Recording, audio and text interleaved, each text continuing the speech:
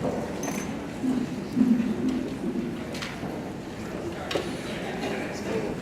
just told Dan we're running late at City Hall, so it's still okay. Hopefully, you know, when we have to pull in for the budget vote. So, well, thank you all so much for the opportunity to get to be here tonight. And this is not the first time I've been proud to have the opportunity to stand with the Stuyvesant Peter Cooper Tenants Association.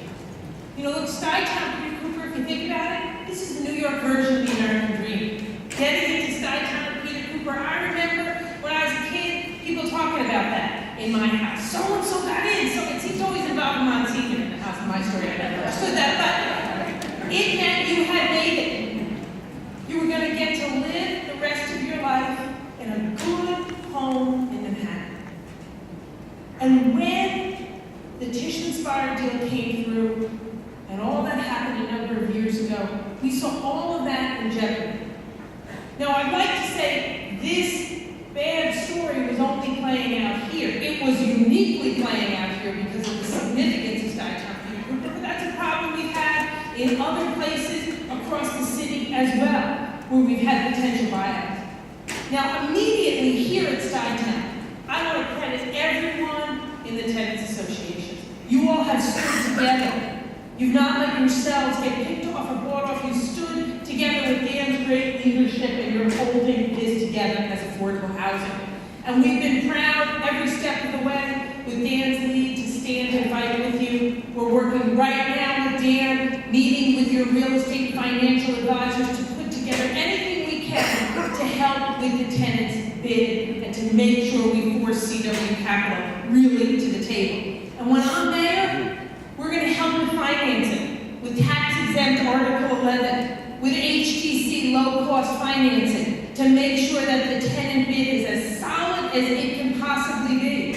Because if we were to lose Stuyvesant Peter Cooper as affordable housing, we would literally never get those units back. We can't let more erosion happen. Now, we have to make that point here, but we have to go further. When I'm there, I want to be leading tenant lobby day in Albany to get the Erstat law repealed and give New York City power over our environmental laws.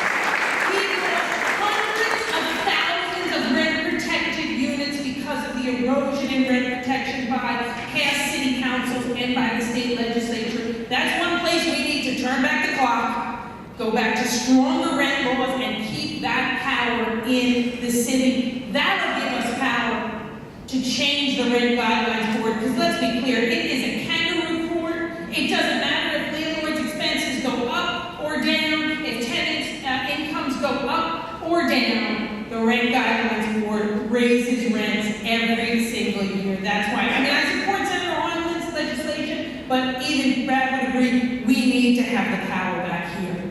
Now, we also need to expand more affordable housing. I have a plan to build 40,000 additional middle-income housing units over the next 10 years. It'll take $300 million a year from the capital budget. Half of that I would borrow new, given where interest rates are now. That's a responsible thing to do. The other half we have already identified as savings in the capital budget that we could move over to build this housing. Now, we also need to make sure with housing we're doing everything we can to preserve the quality of it. And that means a recall of the housing maintenance code. We've not done that ever. We need to do that now to hold landlords accountable for the root cause of violations in apartments.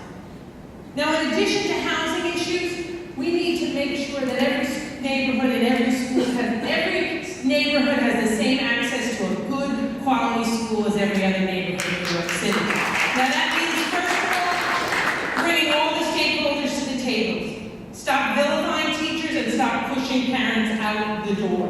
It means finding ways to extend the school day. When I'm there, I want to start with a pilot in the 100 lowest performing schools in the city to extend their day. When we find the best model to do that, then find ways to start it citywide. In September, we're already going to begin to do that with a program that Dan and I and the rest of the council have put in place with the Robin Hood Foundation. We're 20 middle schools where 3/4 of the students are reading below grade level. Their school day is going to become 2 hours those extra hours are going to be used for literacy to get the reading rate up. Now let's commit to another thing. Let's make New York the literacy capital of the world. We can do that together in simple ways that I believe I will tell you about at some other point.